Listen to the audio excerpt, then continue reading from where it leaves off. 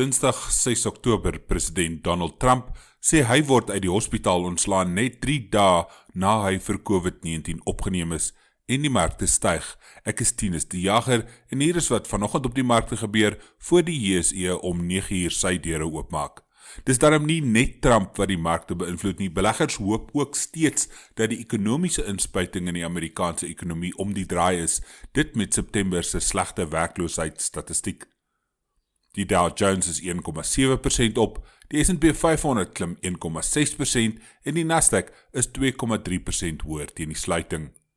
Die Australiese indeks vir alle aandele is 0,5% op. Die Reservebank daar het aangekondig dat hulle rentekoerse op 0,25% gaan hou. Die Nikkei styg met 0,33%, die Hang Seng is 0,32% op en die Shanghai is 0,2% laer. Op die geldmarkte vanoggend sak die rand terug, 1 Australiese dollar koop R11,87 en 1 Nieu-Seeland dollar koop R10,98.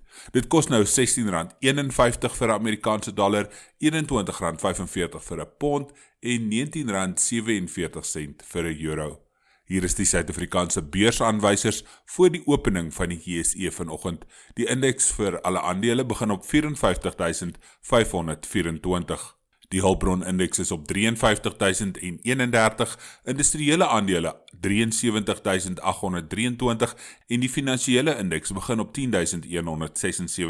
Die goudindeks staan nou op 5.156, 1 fyn ons goud kos $1,912, dis $20 meer as gisteroggend.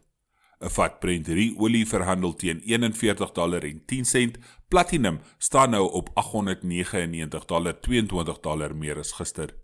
Die R106 staatseffek is op 7,20, die R209 is op 11,09. Een Naspers aandeel kos R2,994,